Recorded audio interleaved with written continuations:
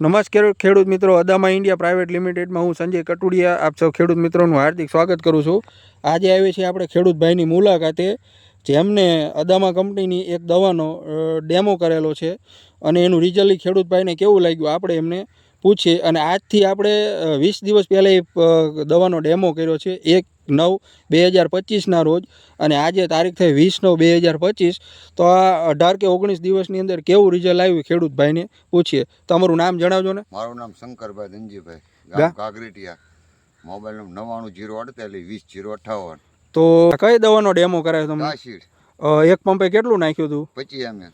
તો જ્યારે આપણે ડેમો કર્યો આ કપાસની અંદર, ત્યારે તમારા કપાસમાં શું પોઝિશન હતી, શાનો પ્રશ્ન હતો? લાલ જેવો હતા પાંદડા, અને થ્રીપ્સ અને મોલો બધી જાતની જીવાતું હતી.